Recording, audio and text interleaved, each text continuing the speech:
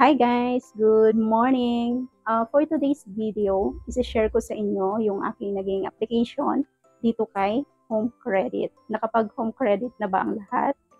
I'm sure familiar kayo kay Home Credit dahil isa ito sa mga matagal ng company na nagpapautang ng mga product loan.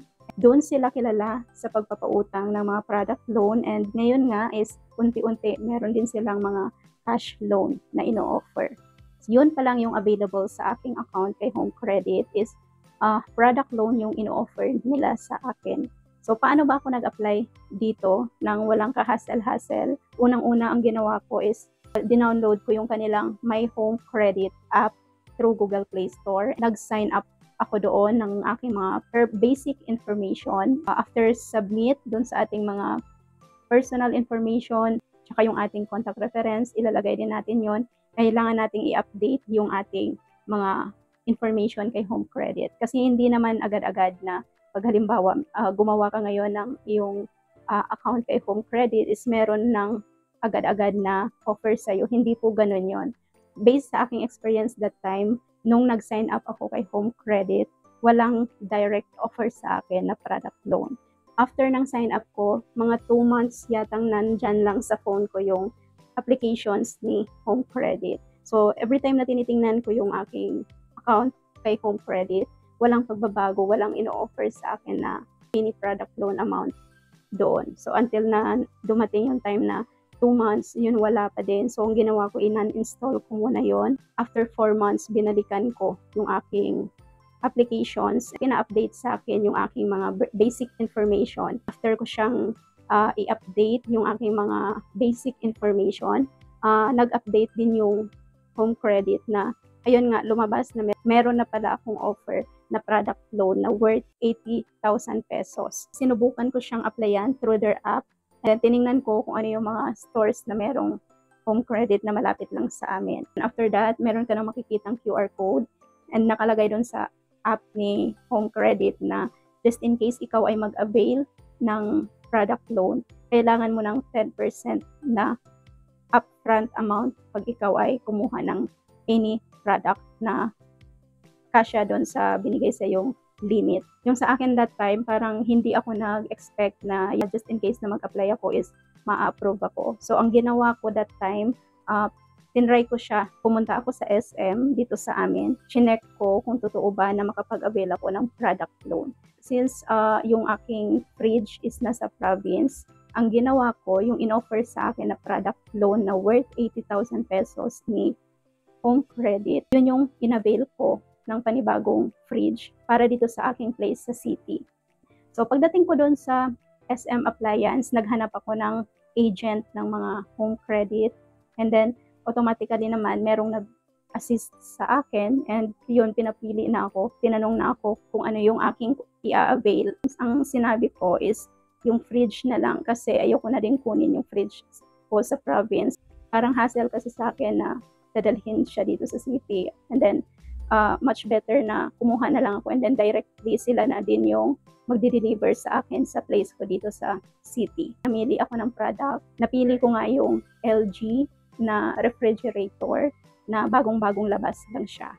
Ang sabi sa akin ng agent ni Home Credit na, ma'am, pwede nyo pong dalawahin yung product loan na kukunin nyo kasi malaki naman yung amount na product loan na binigay sa akin ni Home Credit.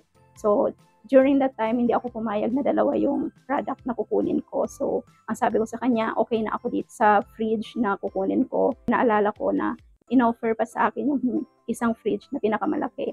Pero ang gusto ko talaga is itong napili ko dahil malaki din siya, tsaka aesthetic tingnan, parang malinis lang, ganon. Nung nakapili na ako, inasikaso na ng agent ni Home Credit yung aking application. And then merong form lang na pinifill upan sa akin. Nung chinek na namin sa app, nung in-apply na ng agent sa app ko yung product, ayun, automatically nag-text agad si Home Credit na approve yung aking application dun sa aking product loan. After that, guys, inasikaso na ng agent, hiningan lang ako ng 10% down payment. So, I think nasa 2,300 pesos that time. Pero ang binigay ko sa kanila na down payment is 3,000 pesos. Ang mura lang, guys, nung monthly niya kasi nung nakuha ko yung product na taon na 0% interest siya. And then, ang monthly ko is umapatak na 1,750 every month. So, sa loob yon ng 12 months. So, I think mas mabilis lang na ma-approve kayo pag automatically doon sa inyong account kay Home Credit is meron na kayong product loan offer doon. Mas mabilis yung processing nila pagdating doon sa store. So, ganun yung nangyari sa akin, guys. And then, after na ma-aprobahan ni Home Credit yung aking kinuhang product, after nyan is inasikaso na nung agent doon sa customer service ng SM Appliance. And then, pinadeliver ko sa kanila. Nagbayad lang ako ng delivery fee para sa pag-deliver nila ng product sa aking place. Ganyan siya ka-smooth yung aking naging experience dito sa pag-apply sa product loan ni Home Credit. Upon confirmation, wala nang tumawag sa akin na agent from Home Credit. Na-process agad yung product nang walang kahirap-hirap. Kinabukasan, guys, yun yung time na i-deliver na nila yung product sa aking place. And yung amount na kinuha ko lang kay Home Credit is around 24,000.